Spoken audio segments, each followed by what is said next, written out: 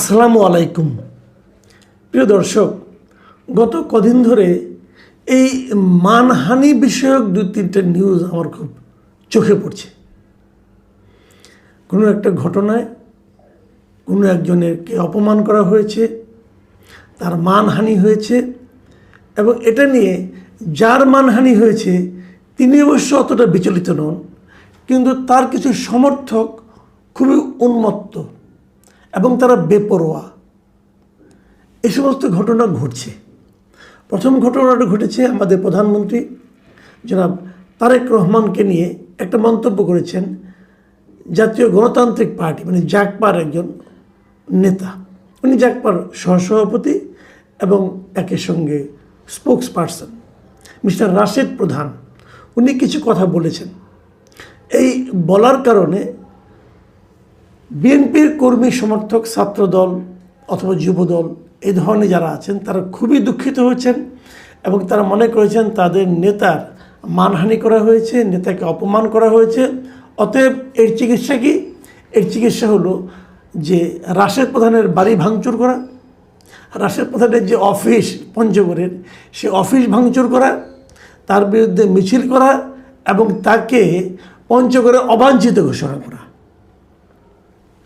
এই যে কাজগুলো তারা করেছেন এর কোনোটাই কিন্তু আইনের মধ্যে পড়ে না, কিন্তু তারা এটা করেছেন এবং প্রকাশ্যেই করেছেন। তাহলে আপনি ওনার অফিস ভাঙচুর কেন? আপনি স্লোগান দিতে পারেন, আপনি মিটিং করতে পারেন, এটা নিয়ে আপনার প্রতিবাদ করতে পারেন, কোনো সমস্যা নেই, কিন্তু ওর অফিস ভাঙলেন কেন?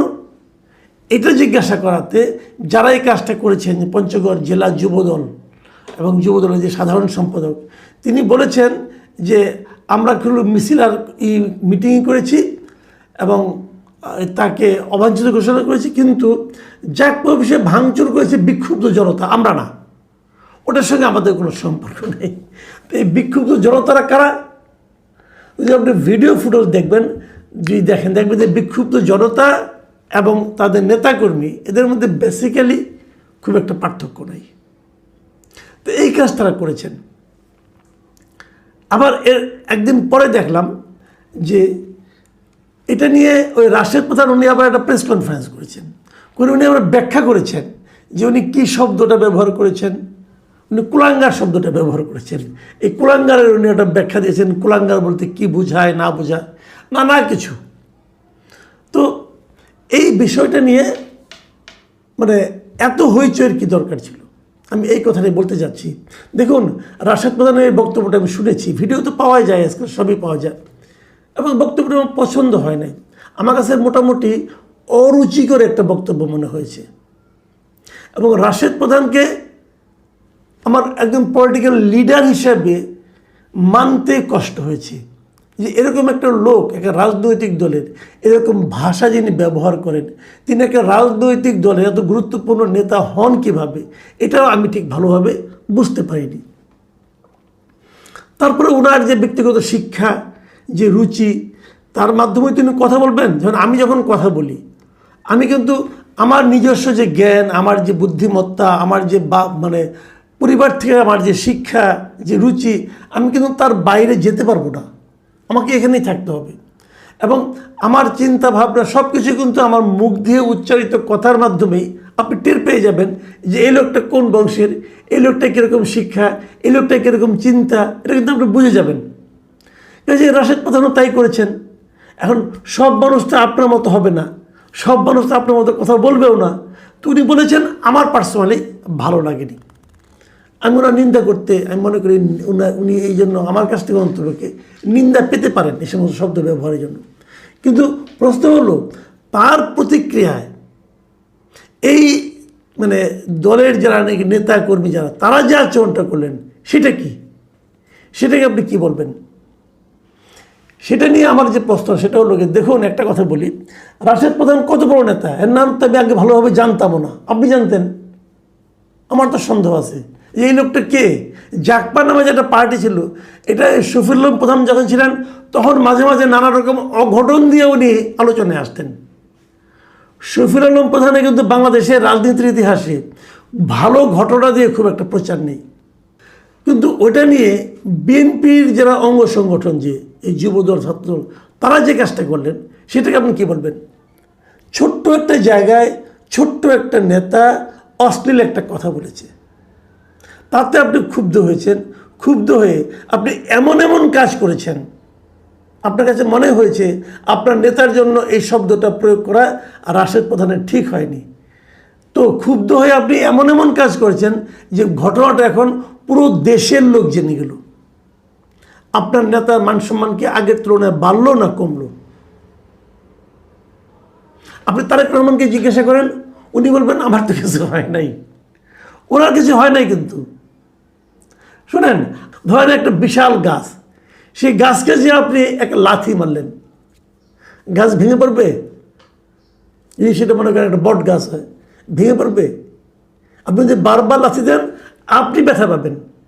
যারা দেখবে আশেপাশে তারা ভাববে এই লোকটা কি পাগল নাকি? গাছের কিছু হবে? হবে না। কিন্তু তো তারেক রহমানের তুলনায় রাশেদ প্রধানের অবস্থান ওরকম। তো রাশেদ প্রধান কি বললো না বললো, তারেক রহমানের কি আসে যায়? ওনার কর্মী নামধারী এই মূর্খগুলি, ওনার কর্মী নামধারী এই যে লোকগুলি মূর্খ, যুবদল, ছাত্রদল, এই যে মূর্খ, তারা করলো কি, এই ঘটনা পুরো দেশে ছড়িয়ে দিল। বলল, জানেন আমাদের মহান নেতার নামে এই লোকটা এই শব্দটা ব্যবহার করেছে। লাভটা কি হলো? এই লোকগুলি কেন করে? এই যে মানসিকতাটা কেন? ওরা কিন্তু তারেক রহমানকে ভালোবেসে এই কাজটা করে না। ওরা তারেক রহমান অথবা দলের কাছে জানাতে চায় যে আমরা এই কাজটা করেছি, আমরা আমাদের নেতাকে কত ভালোবাসি, এই তার প্রমাণ। এটা ভালোবাসার প্রমাণ নয়, এটা বরং আইন নিজের হাতে তুলে নেওয়ার একটা প্রবণতা প্রকাশ। একই সঙ্গে নেতার, শুনেন, কারণ আমি যদি কিছু হয়, আপনার যদি এটাকে ঢেকে রাখা, ওটাকে ছড়িয়ে দেওয়ার মাধ্যমে কিন্তু আপনি কিছু লাভ করলেন না। আপনার বরং তারেক রহমানের মানসিকতাটা একবার বোঝার চেষ্টা করেন। একটা ঘটনার কথা বলি। অনেক আগে 2009 সালে, মানে 2008-এর যে নির্বাচন হয়েছিল, সেই নির্বাচনে বিএনপির পরাজয়ের পরপরই যখন আওয়ামী লীগ ক্ষমতায় এলো, তখন বিএনপির একটা জাতীয় কাউন্সিল হয়েছিল। সেই কাউন্সিলে তারেক রহমানকে সিনিয়র ভাইস চেয়ারম্যান পদে মানে নির্বাচিত করা হয়। এবং সবাই জানেন যে চেয়ারপারসন ছিলেন খালেদা জিয়া। ওনার কারণে ওনার পুত্রের এই বড় পদ পাওয়া, মানে উনি দ্বিতীয় মানে প্রধান ব্যক্তিতে রূপান্তরিত হলেন। এবং ওই সময়ে মেহেদী আকরম একদম আমাদের কার্টুনিস্ট আছেন, উনি একটা ব্যঙ্গচিত্র আঁকেন তারেক রহমানকে নিয়ে। এবং সেই চিত্রটা আপনারা দেখেছেন, আমিও দেখেছি একবার, আবার দেখুন আরেকবার, যে এখানে বেগম খালেদা জিয়া উনি তারেক রহমানের মাথায় একটা মুকুট পরিয়ে দিচ্ছেন। এই যে কার্টুনটা, এই কার্টুনটা দেখলে আপনাদের কাছে কেমন মনে হয়? এখানে কি তারেক রহমানের চেহারা ঠিকমতো আঁকা হয়েছে? এখানে কি খালেদা জিয়ার চেহারা ঠিকমতো আঁকা হয়েছে? বলুন, হয়নি তো। এখন আপনি যদি বলেন যে খালেদা জিয়ার চেহারা এরকম বিকৃত করে আঁকা হলো কেন, অতএব মেয়েদের হকরা মারো, বলতে পারেন, এই সমস্ত লোকরা বলতেও পারে। কিন্তু তারেক রহমান কী করলেন? এত বছর পরে সেই কার্টুনটা উনি ওনার নিজের ফেসবুকে এই গত বছরের মে মাসে উনি কিন্তু শেয়ার করেছেন। এবং শেয়ার করে উনি বলেছেন যে এই যে বিষয়গুলো, এই যে সাংবাদিকদের যে মত প্রকাশের স্বাধীনতা, এটা থাকা উচিত। এই ছবিটা নিজে শেয়ার করে এটাকে উনি সাংবাদিকদের মত প্রকাশের একটা নমুনা হিসেবে উপস্থাপিত করেছেন। নিজেকে নিয়ে কার্টুন যদি উপস্থাপন করতে পারেন, সেই নেতার অনুসারী হওয়ার চেষ্টা করেন। সেই নেতার অনুসারীরা কিন্তু মানুষের বাড়িঘর যে ভাঙবে না। ওই ট্র্যাডিশনাল পলিটিক্স ছেড়ে দেন ভাই। দেখুন, আমরা আরেকটা জিনিস দেখলাম, এর মাঝে আমাদের যিনি চিফ হুইপ আছেন, সেই চিফ হুইপের বিষয়ক একটা ব্যঙ্গাত্মক, তাকে নিয়ে তার একটা মন্তব্যকে কেন্দ্র করে, এই তিমি এবং হাঙ্গর খাওয়া দাওয়াত বিষয়ে একটা মন্তব্য উনি করেছিলেন। সেই মন্তব্যকে তৈরি করে একটা ব্যঙ্গাত্মক কার্টুন শেয়ার করেছিলেন হাসান নাসিম নামের একজন যুবক।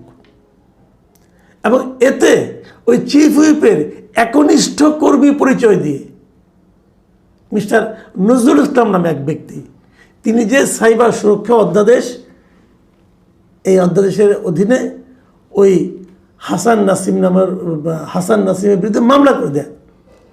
এবং মামলার পর কী হয়েছে, তাকে পুলিশে বীর পুলিশটা বুঝেন না, ক্ষমতাধরের একনিষ্ঠ কর্মী হামলা করছে, তাকে যে ধরে নিয়ে আসছে এবং ধরার পর তাকে আদালতে উপস্থাপন করে তাকে কারাগারেও পাঠিয়ে দেওয়া হয়েছে হাসান নাসিমকে। অপরাধটা কি, সেটা কার্টুন শেয়ার করেছে কেবল সামাজিক মাধ্যমে। তো আমার প্রথম প্রশ্নটা হলো, এই যে নজরুল ইসলাম ভদ্রলোক উনি একনিষ্ঠ কর্মী চিফ হুইপের, চিফ হুইপের আবার একনিষ্ঠ কর্মী হয় কেমন কিনা? কর্মী হবে দলের, চিফ হুইপ কি দলের মধ্যে আরেকটা দল করেছেন যে ওনার আবার একনিষ্ঠ কিছু কর্মী আছে? এবং উনি চিফ হুইপকে খুশি করার জন্য যে মামলা করে বসছেন। চিফ হুইপ উদার মানুষ। এই প্রসঙ্গটা যখন নাকি জাতীয় সংসদে হাসনাত আবদুল্লাহ তুলেছেন, তখন এই উদার চিফ হুইপ বলেছেন যদি ওনার বিরুদ্ধে অন্য কোনো মামলা না থাকে তাহলে তাকে যেন ছেড়ে দেওয়া হয়। ভাই, গ্রেপ্তার তো আপনার কথা করা হয় নাই, আপনার রিকোয়েস্টে ছেড়েই দিবে কী হবে? আপনি তো এই মামলার বাদীও না, মামলার বাদী হলো নজরুল ইসলাম, আপনার একনিষ্ঠ কর্মী। আপনি বরং বলতে পারতেন যে ওই একনিষ্ঠ কর্মীকে আমি ডিজোন করছি, এই ধরনের কর্মী আমার দরকার নাই, এটা বলতে পারছেন? বলতে পারেন নাই। আপনি ছেড়ে দেওয়ার কে? আপনি বললে ছেড়ে দেবে, কোন আইনে ছাড়বে? আপনি আমাকে বলেন। পুলিশ তাকে একটা মামলা, নির্দিষ্ট মামলায় গ্রেপ্তার করে আদালতে পাঠিয়েছে, আদালত তাকে জেলে পাঠিয়েছে। এখানে চিফ হুইপ সাহেব আপনি কোথায়? আপনি তো কোথাও নাই, আপনি মামলার বাদীও না, আপনি ছাড়তে বলেন কিভাবে? এটাই হলো আমাদের দেশের রাজনীতি। আমাদের দেশের রাজনীতিবিদরা মনে করেন যে ওনারাই হলো আইন, ওনারাই বিচারক, ওনারাই সিদ্ধান্ত দেন, ওনারাই রায় দেন। আপনার যেটা করণীয় সেটা হলো নজরুল ইসলামকে বলা যে তুমি মামলা প্রত্যাহার করে নাও, এবং 2 নম্বর হলো তুমি আমার একনিষ্ঠ কর্মী নাও, তুমি আমার জন্য ক্ষতিকর ব্যক্তি। মাথায় রাখুন, এই ধরনের যে প্রবণতা, এই প্রবণতাটা খুবই খারাপ। আপনাদের মনে আছে কিনা জানি না, 2018 সালের একটা টেলিভিশন টক শোতে ব্যারিস্টার মইনুল হোসেন একজন সাংবাদিক মাসুদা ভাট্টিকে নিয়ে কিছু অশোভন মন্তব্য করেছিলেন। সেই কারণে তার বিরুদ্ধে সারা দেশে 22টা মামলা হয়েছিল, ওনাকে গ্রেপ্তারও হতে হয়েছিল। তো যদি মাসুদা ভাট্টির মান সম্মান যে থাকে, তাহলে এই 22টির জন্য মামলা সারা দেশে করতে হবে কেন? যার মান হানি হয়েছে তিনি মামলা করবেন, তার কর্মীদের মামলা করতে হবে কেন? এবং কর্মীদের এরকম মামলা পুলিশই বা গ্রহণ করবে কেন? আদালতই বা কেন জিজ্ঞাসা করবে না? ভাই, মান যার হানি হয়েছে তিনি মামলা করেন, আপনি কে? এই প্রবণতা আমরা সবসময় দেখে এসেছি। প্রধানমন্ত্রীর অনুগত লোকেরা প্রধানমন্ত্রীর মানহানি হয়েছে বলে মামলা করেন।